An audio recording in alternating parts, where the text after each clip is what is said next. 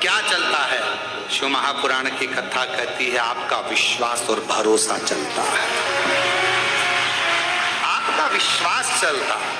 मैं जाऊंगी मेरे भोले बाबा के पास में और उनसे जाकर अपने दिल का भाव कहूंगी, मेरा बाबा स्वीकार कर, मेरा बाबा स्वीकार। पांव नहीं चल रहे हैं, कदम नहीं चल रहे हैं, चल रहा है आपका विश्वास, चल रहा है आपकी दृढ़ता, चल रही है आपका भरोसा।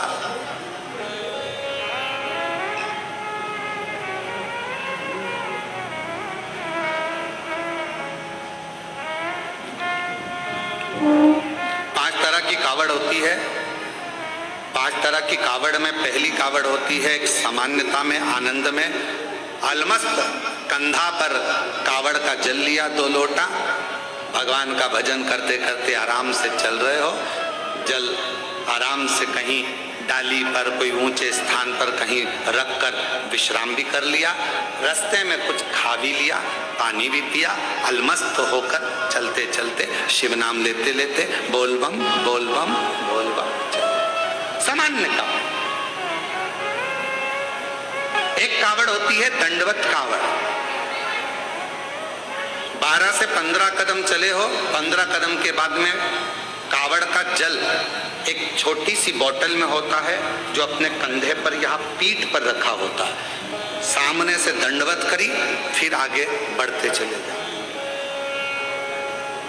फिर 12, 15, 20 कदम चलने के बाद फिर एक दंडवत करी, 20 कदम चलने के बाद फिर एक दंडवत करी जाती है,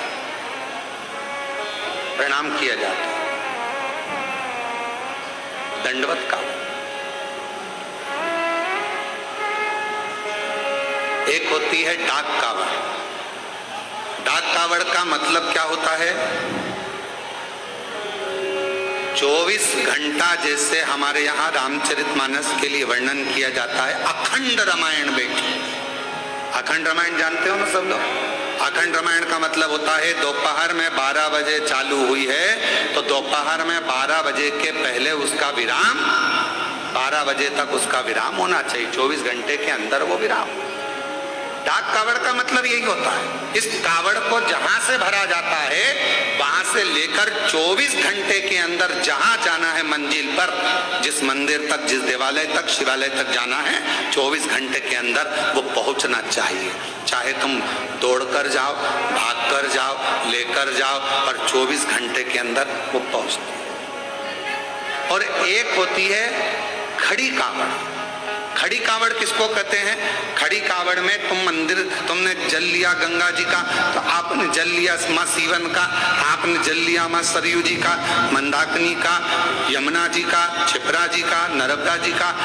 खड़ी कावड़ में कहीं रुकना नहीं है, चलते जाना है, कावड़ कंधे से नीचे उतरना नहीं है। वो कावड़ फिर इस कंधे से इस कंधे पर नहीं आती, एक ही कंधे पर चलती है। चाहे तुम जिस भाव से, फिर वहां बैठा नहीं जाता, चलते जाओ चलते जाओ चलते। फिर एक कावड़ आती है भगवान की अलख कावड़।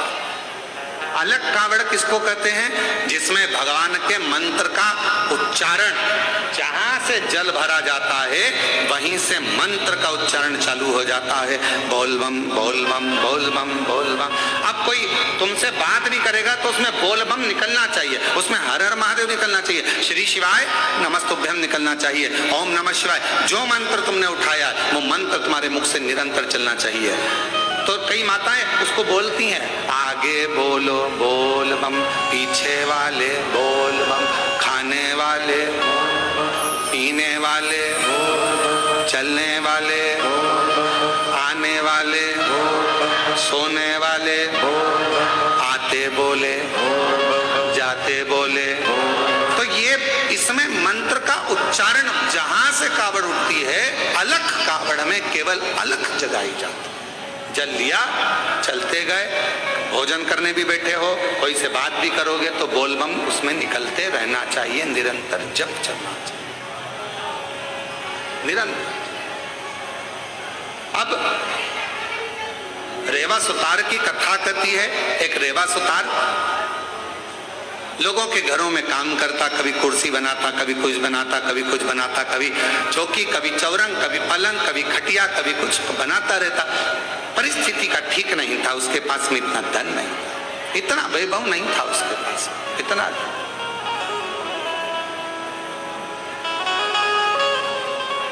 चले जा रहा। एक दिन निकल गया, 2 दिन निकल गया, 4 दिन निकल गए, घर में अन्न का दाना नहीं पहुंचा रेवा सुतार के। रेवा सुतार के यहाँ जब अन्न का दाना नहीं पहुंचा, बहुत दुखी था।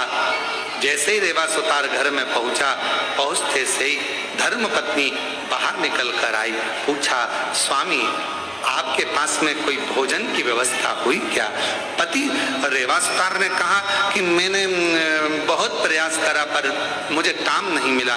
पत्नी कहती है 3 दिन निकल गए, आज चौथा दिन है, चौथे दिन में भी बच्चों को कुछ मिला नहीं, कुछ। आज चतुर्थ दिवस है, चौथा दिन है और बच्चों को भोजन में कुछ मिला नहीं है। रेवा सुतार की आंख से जल बह रहा था, आंखों से जल।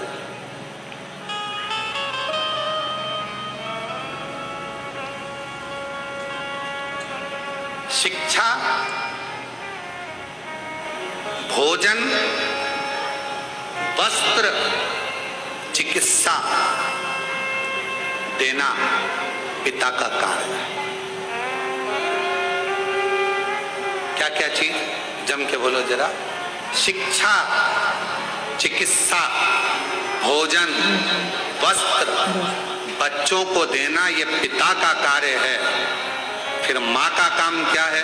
तो कहा माता का कार्य है अपने बच्चे को अच्छा संस्कार देना और परमात्मा की शरणागति करना। माँ का कार्य है बच्चों को संस्कार प्रदान करना।